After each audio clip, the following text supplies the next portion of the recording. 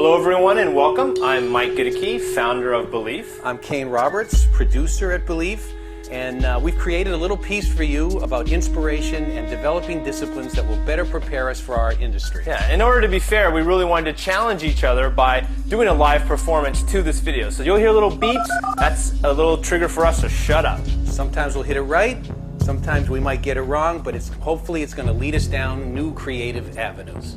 So our story begins when Thomas Edison was trying to have his AC power, what he called a safer power, win out over DC. And the way he did this, to prove his point, he actually created a movie camera and filmed an elephant being electrocuted to death by DC power. He filmed lots of animals being killed. Dogs, cats, he was kind of a mean guy actually. But you can see the power now looking at this imagery and how when this film went on tour across cities all across America, how his AC power would win out because people would see the dangers of DC power. You know, Mike, this is the first promo. Here it was. The first promo was born. And of course, as we know, in the end, AC power won, and that's what we all use. So there is power in promo.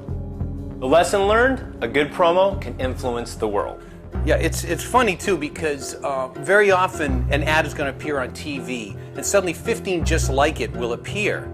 I think this does a disservice to everybody. It kind of ruins the process. We want to see you in your work. We want to see what you see in your world. Yeah, design is an art form. It's not just a job. It's really a lifestyle. You have to immerse yourself in your work. You have to constantly be living with it. And everywhere you go, everything you see, be influenced by it. Yeah, one of the things I've heard you say, and it's something that I believe as well, if you're going to present something, you should feel like you can't wait to create it. Yeah, I mean, you don't want to present creative ever to a client that's not something that you really want to produce, because why? Right.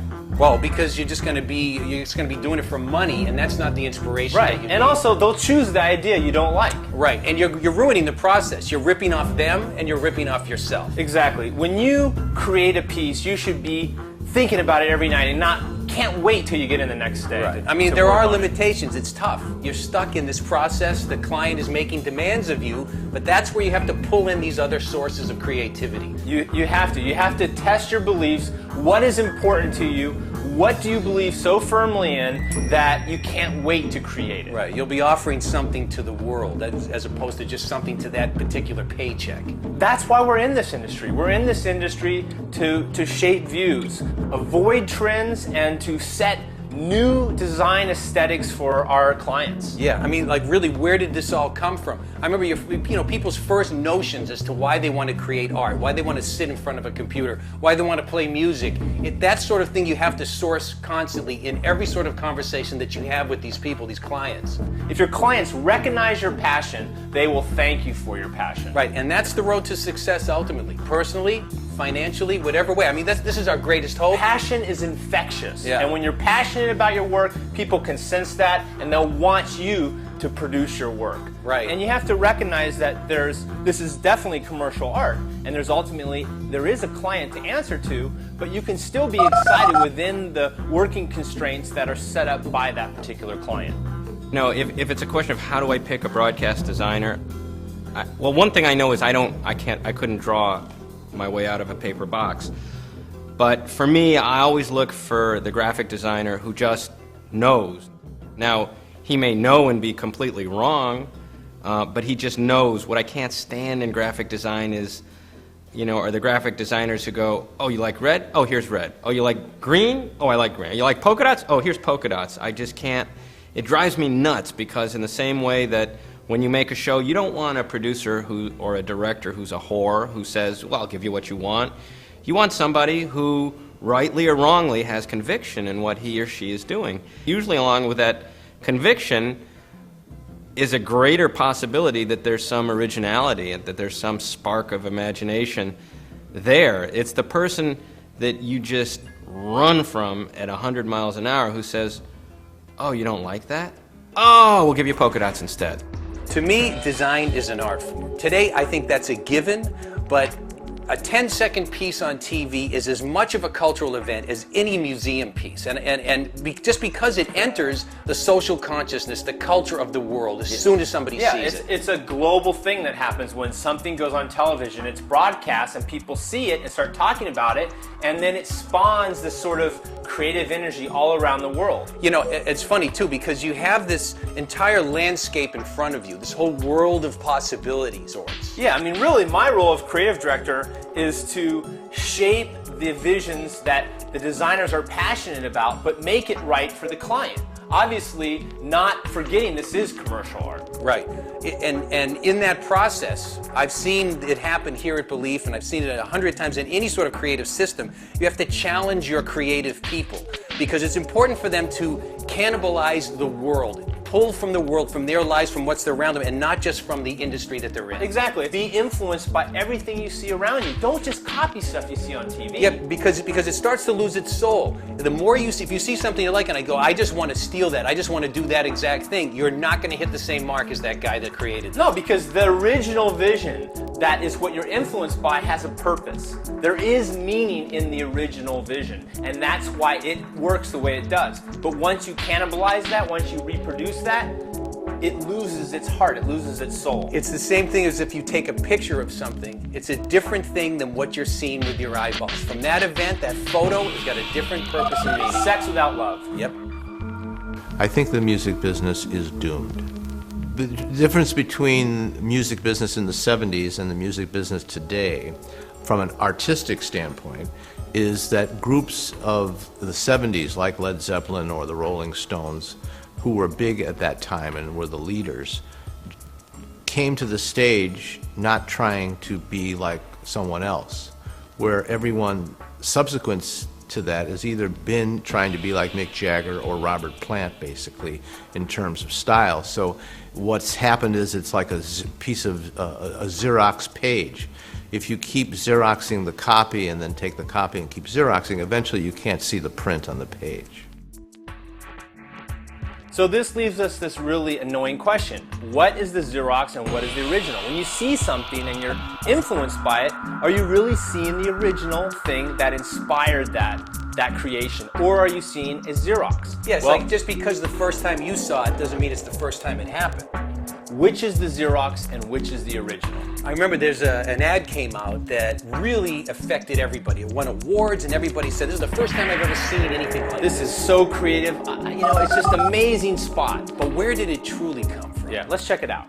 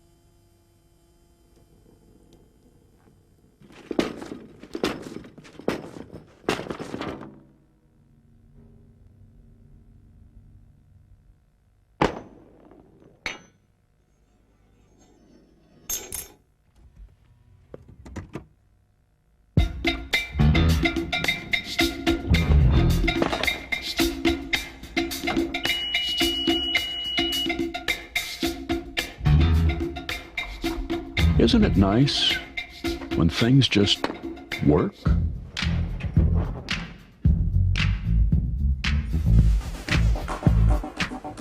So Actually, this piece was really a great Xerox of an original done by two artists. Here's the original, and we can see that the original is very crude and very, you know, rough in its form. It's not as slick as the glossy commercial, but the essence of what inspired the COG commercial came from this original art piece. Yeah, you know, his brilliance, the person that made COG, is in the clever linkage of one seemingly unrelated event with another. He used genius in order to create a piece that can communicate a commercial value. Right, it's transfer of medium, taking an idea from one medium, this being the fine art world, and transposing that onto a different medium. Remember we were talking about going beyond your remote control? To me, the great thing about this is this guy got up off of his sofa and went to an art exhibit. Right. Do you know what I mean? He experienced the world. And he took a piece which was, you know, very long and consolidated it into a 30-second spot. Like you said, he cannibalized the world. He didn't see a commercial and pull from it. He experienced art. Right, and it's pretty close. I mean, if you look at the side-by-side comparisons here, there's a lot of identical similarities between the two pieces. But, you know, that's how the world is ultimately, all of this stuff was inspired by Rube Goldberg and his crazy inventions, and games like the Mousetrap spawned from that. So we sort of have this trickle-down effect through the whole world where ideas get passed on and transcend mediums. It's almost like a flow chart. The key for all of this is to take things that you see from other mediums and transpose those into the television medium. You never know where you're going to find inspiration. You can take a walk down the street, you'll see a building that's going to enter your mind, and you're going to transfer those shapes, those thoughts, those feelings into a piece of art. That's what communication is. You know, if it's an inanimate object may communicate something to you, and then you communicate your version of that or that message in your own version. I was trying to figure out what inspiration is. And I kind of find my own way to discover that. On my side, I decided that an idea is just when two things click together. It's when you just have one thought and you make it work with another thought. You have one, you see an object and it makes you think of another one. And those two objects together is an idea.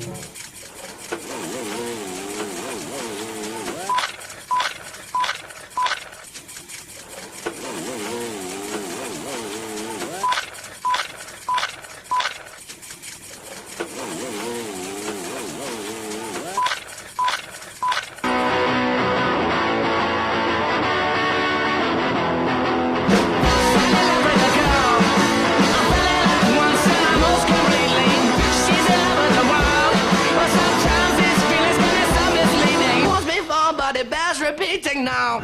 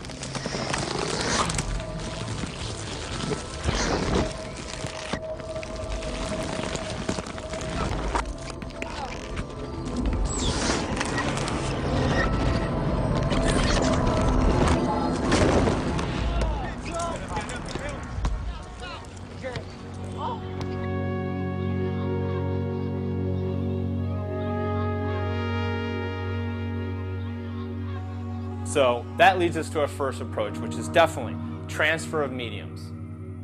The shapes and symbols we see every day become emotional triggers as we navigate through the physical world. To understand the world around us, we humanize the inanimate.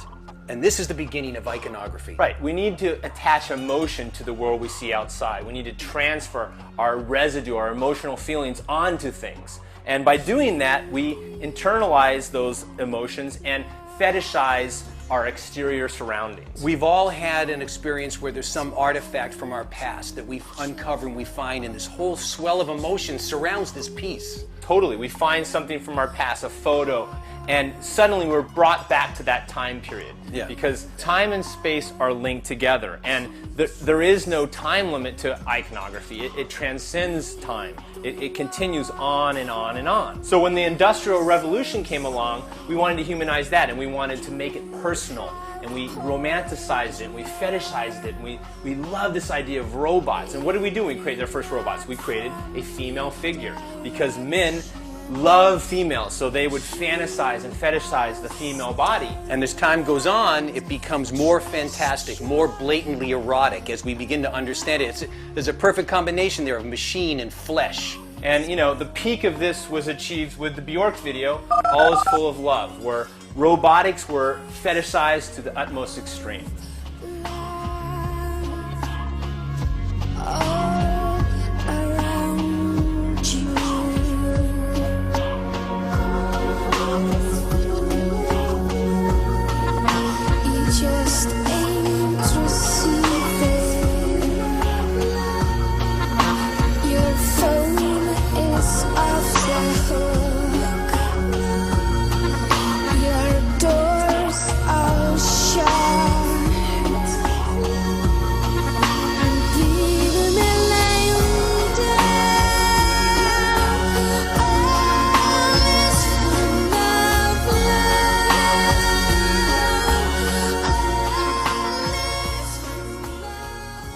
What I'm left with after seeing this is an indelible seed in my mind of what erotic robot imagery is. And forever this will become the tree that grows from this idea and, you know, pollutes my mind.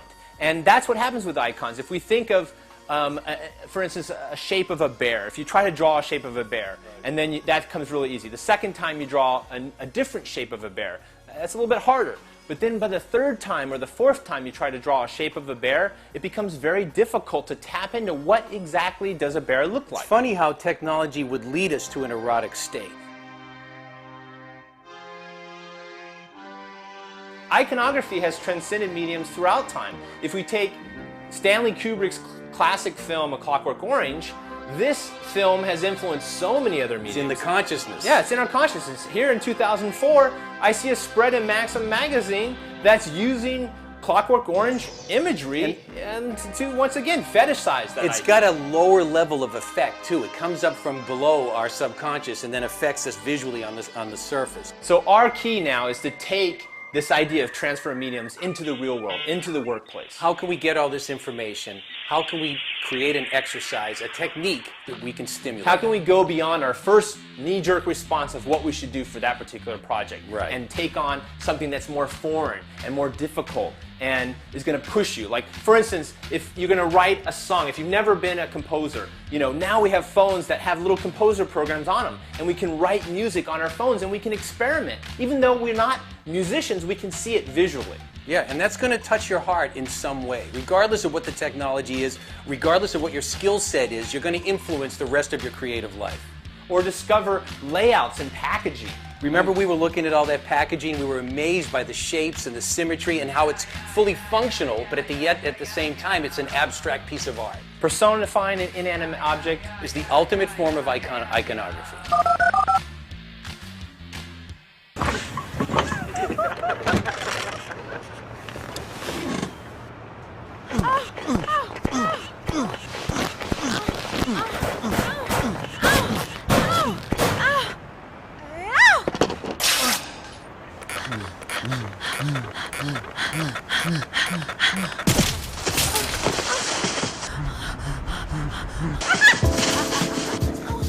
It's amazing how much we can get from a piece like that, and like telling which one's the man, which one's the female. Another way to stimulate the creative juices is to collaborate with an unexpected partner.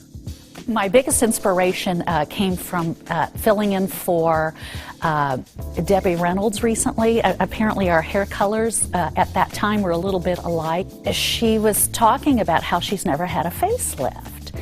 And she said that how she kept her face so taut and fabulous was being like a man, where she would, like men shave, so they're always going like this and doing this and that. And so I have since, because I am 62 years old, and you'd never tell it, and that is because I do these exercises. That's been my biggest inspiration that I got from a Turner shoot. Here's an example of two cultural icons from two entirely different ends of the spectrum coming together to create something incredible. The idea of me getting to work with Salvador Dali was unbelievable. That was, to me, he was one of my top heroes of all time.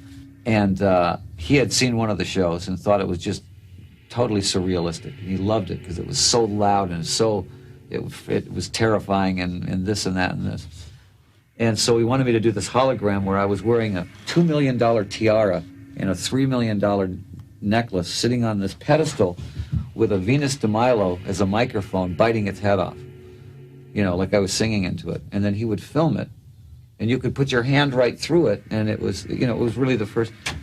But working with him was so odd because the first time we met him, he walked in the room, and he walks in and he says, "I am the Dali." The press asked me, they said, what is it like working with Dali? And I said, I have no idea. I said, because I don't understand a word he's saying, and I don't know what he's doing. And Dali jumped up, and he says, "This is perfect. It's the finest form of communication is confusion."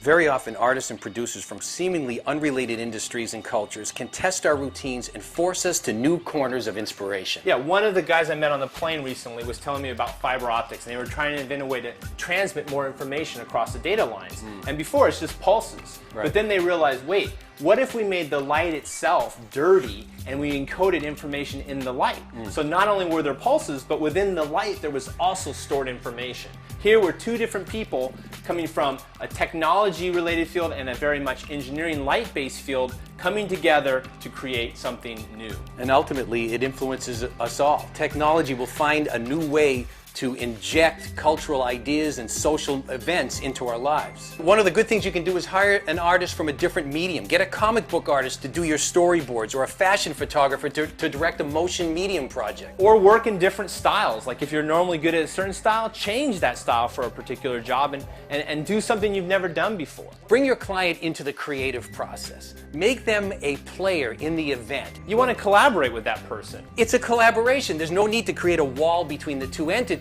You'll both be right, you'll both be wrong. As long as you're strong about what you believe, you're going to come up with something special. We want to say that we're free, but you're not free unless you're taking chances. So take more chances. Express your freedom and risk it all, because when you risk it all, that's how you create genius. You want to change your perspective on life. You hire people because they don't see the world the way you do. Yeah, and changing perspective is a great approach for coming up with new ideas. There's this great story that Sartre tells in his book La Nausée, and he's getting onto a bus and he's so exhausted that he can't think. And while he's walking to get to the bus, it's all about his exhaustion, and it's almost like his system shut down.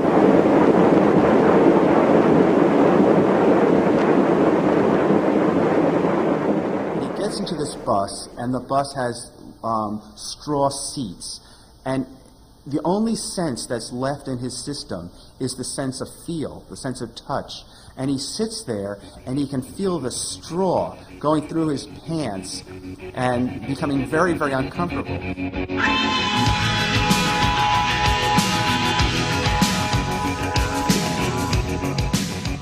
He doesn't really kind of figure out where he is, and he's tired, but the sense of touch becomes overwhelming.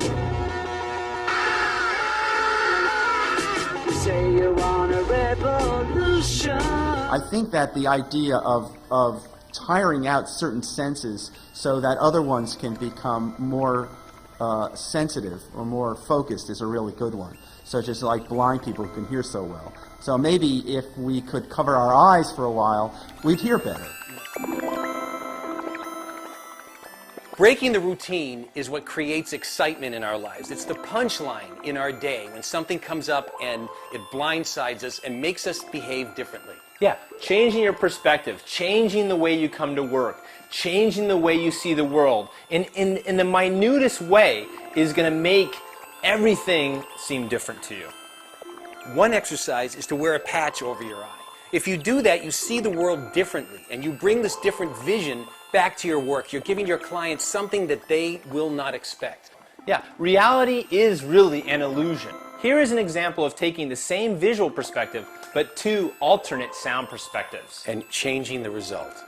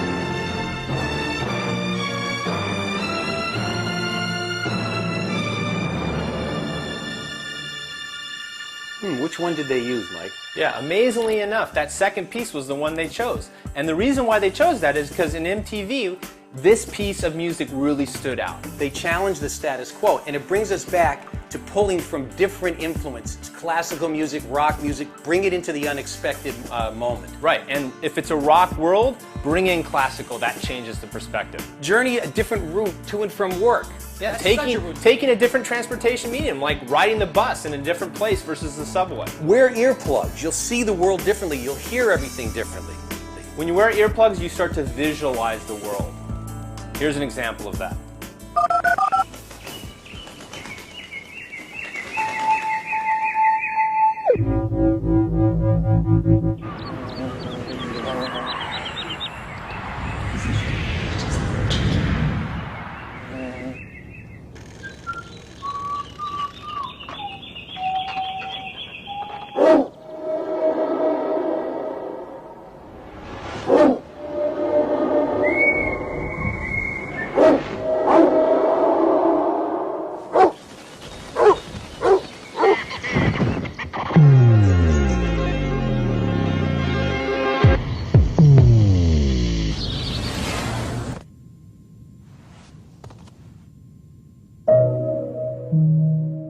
Seeing the flowers for the first time. I mean, that's what changing a perspective does. It invites new things to come in and you can reconfigure your life. Take your office and move the furniture around or change which workstation you normally work on. That will change your perspective. There's a guitar player that I play with once in a while. His name's Stevie Vai.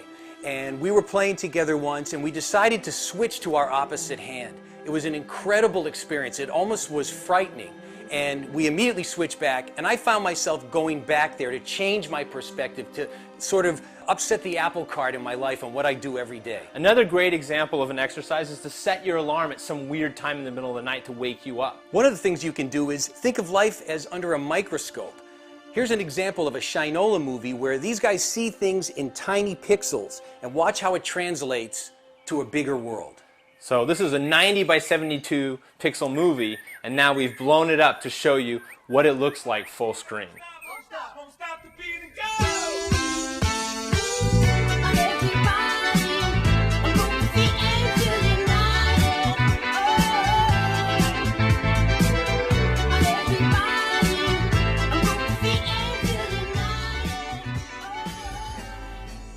This type of limitation actually created really interesting work.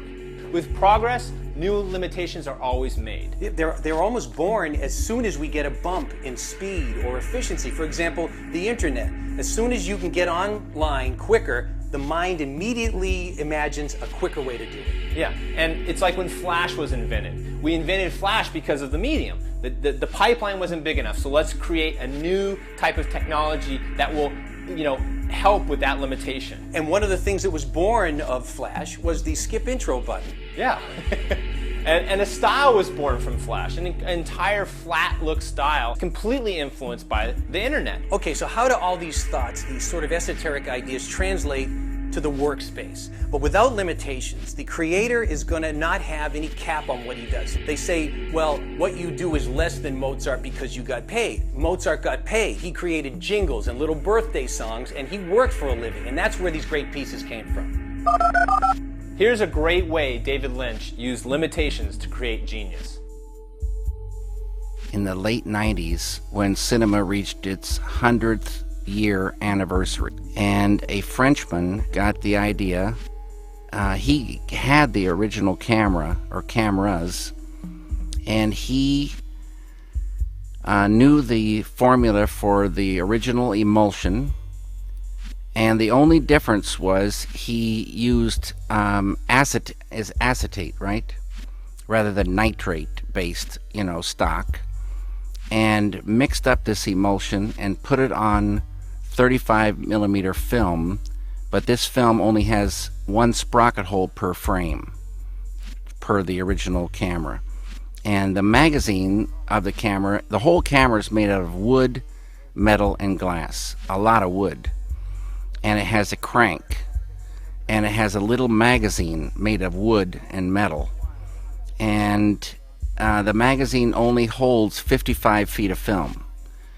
So they got this idea they would get the camera to several directors around the world and let them make 55 seconds of film. The restrictions were you got 3 takes, you had to use natural light, you couldn't shoot sync sound, and you couldn't stop the camera. Once you started cranking, you couldn't stop.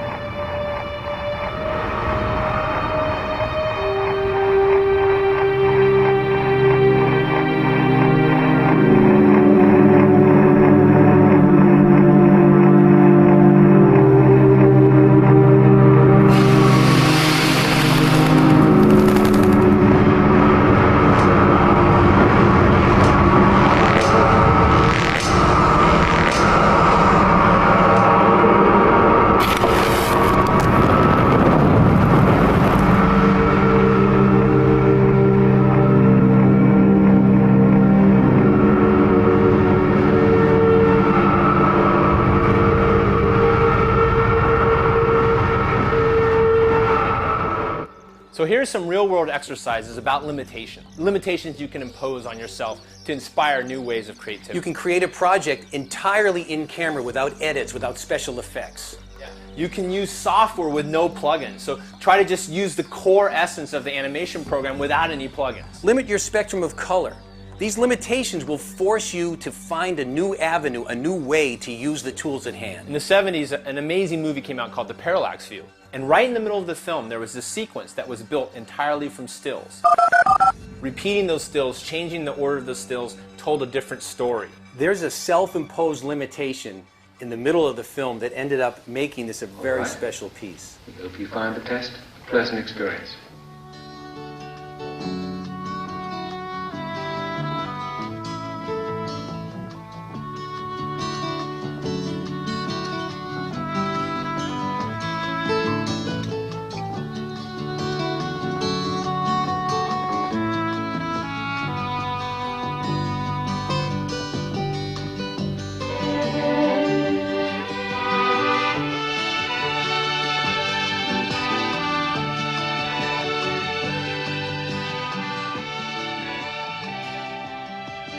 The assumption that just because you're in a certain medium, be it film, that you have to use that is broken here. Yeah, it's broken here. The assumption that you have to use 24 frames per second in the film medium is not true. It's broken here, And it's to great effect. Suddenly he goes to these, it's almost like a slideshow or an opaque projector in a classroom. I can imagine the impact this had on audience members when you're watching this normal movie and then all of a sudden sort of this art piece is stuck in the middle that is completely radically different than what normally is seen in a Hollywood movie. It's a director, it's an editor that sees the value of the still image.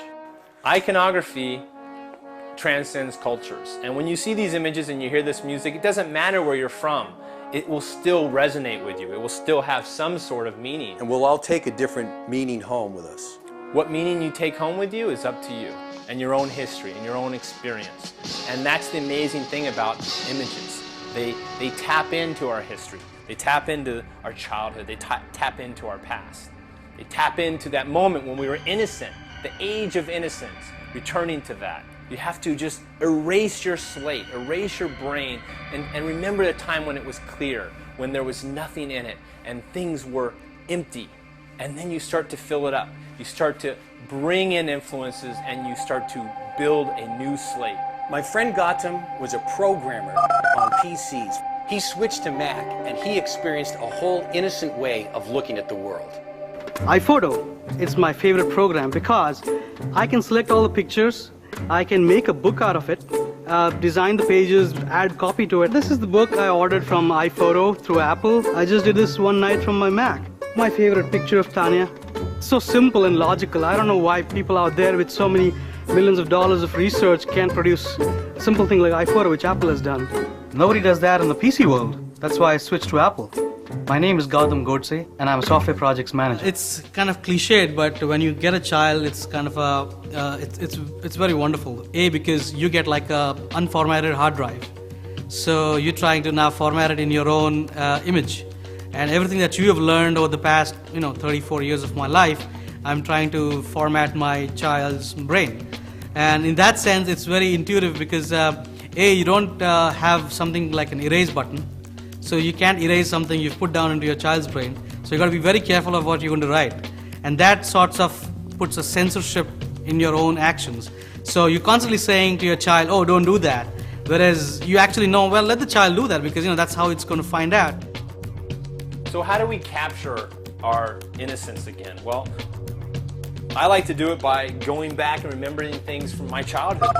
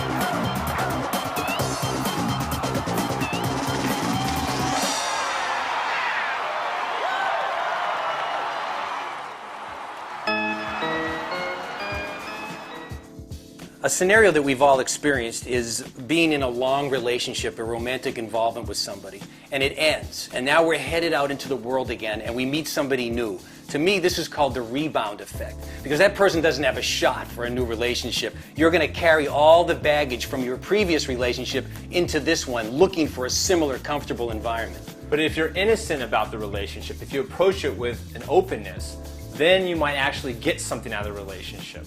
One of the things you can do is return to your childhood. You see a mud puddle, splash in it. Yeah. Remember when you worked for no money. I mean, remember when you just were doing it because you loved it.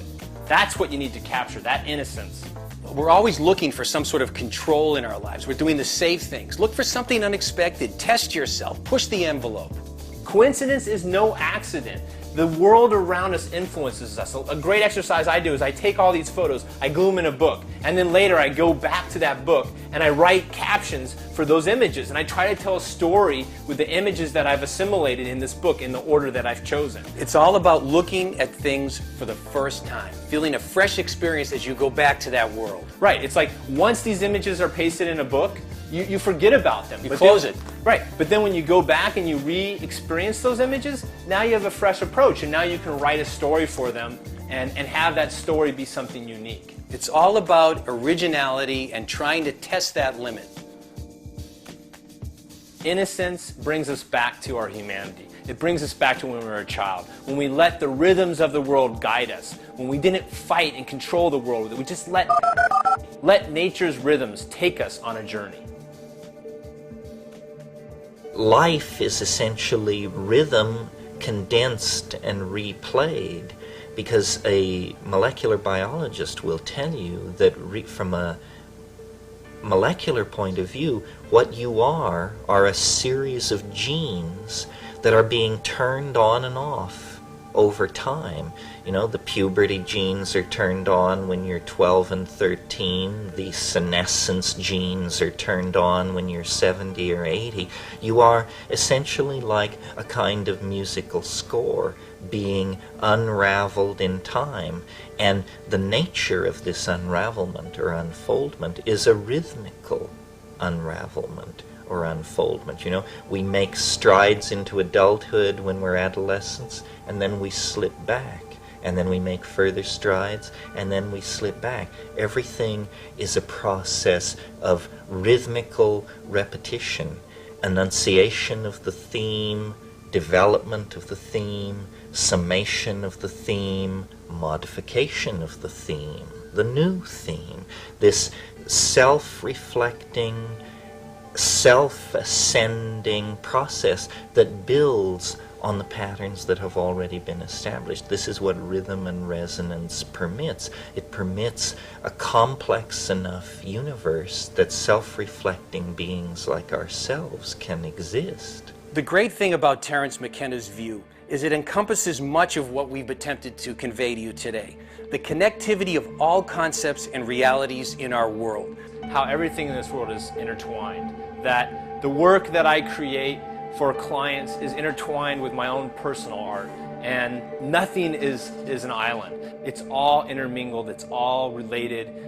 There is no separation of design as a commodity versus design as art. It's the same thing, and it's all about your perspective and what you choose to believe. That great design is art, that it isn't a commodity, that it's a meaningful thing that has purpose and meaning and can transcend cultures and take your ideas around the world. And all you want to feel is that the work that you put into something, your heart, your soul, all your energy went for something good, for some greater meaning than just a blip on the TV screen for 30 seconds. And if you approach your work as art and not a commodity, it will become that. If you approach every project with that passion, with that drive, you will fuel amazing visions.